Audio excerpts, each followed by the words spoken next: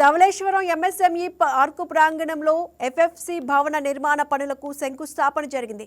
ఈ కార్యక్రమంలో MLA Gorantla Butchaiah Chowdary, MLC Somu Veerraju, collector Keerthi Chekuri పాల్గొన్నారు. ఉపాధి కల్పనే ధ్యేయంగా కూటమి ప్రభుత్వం పనిచేస్తోందని ఎమ్మెల్యే గోరంట్ల బుచ్చయ్య చౌదరి స్పష్టం చేశారు. యువతకు నైపుణ్యం పెంచే విధంగా గొప్ప ప్రోత్సాహాన్ని అందిస్తోందన్నారు. ప్రతి ఇంట్లో ఓ పారిశ్రామికవేత్తను తయారు చేయడమే లక్ష్యంగా సీఎం చంద్రబాబు పనిచేస్తున్నారని చెప్పారు.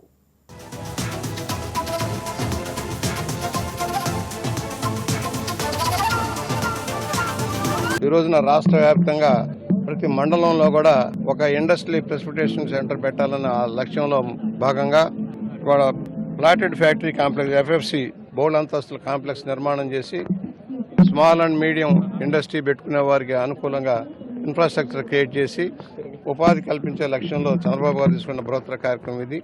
రాష్ట్ర వ్యాప్తంగా ఒకే రోజున అన్ని చోట్ల కూడా అన్ని మండలాల్లో కూడా ఈ కార్యక్రమాలు అవుతుంది. రూరల్ నియోజకవర్గానికి సంబంధించి ఇక్కడ 2 ఎకరాల భూమిని కేటాయింపు చేసి 15 కోట్ల రూపాయలతో బహుళ అంతస్తుల 35,000 చదరపు అడుగులతోటి భవన నిర్మాణం చేసి వివిధ సంస్థలకు కేటాయింపు చేసి ఇక్కడే ఉపాధి లభించేలాగా చేసే లక్ష్యంలో ఏర్పాటవుతున్న దీన్ని ఆహ్వానిస్తున్నాం. వాళ్ళ ముఖ్యమంత్రి గారి సమక్షంలో వారి చేతుల మీదుగా ఈ కార్యక్రమం కూడా మొదలైంది. వారికి శంకుస్థాపన చేశారు. త్వరలోనే ఇది పూర్తి చేసి కేటాయింపులు చేసి మనం కూడా మండల స్థాయిలో, జిల్లా స్థాయిలో, నియోజకవర్గ స్థాయిలో కూడా అభివృద్ధి పొందాల ముందుకు తీసుకెళ్లడం కోసం, రాష్ట్రాన్ని పారిశ్రామిక అభివృద్ధి చేయడం కోసం చంద్రబాబు చేస్తున్న కృషిని మనం చూస్తున్నాం.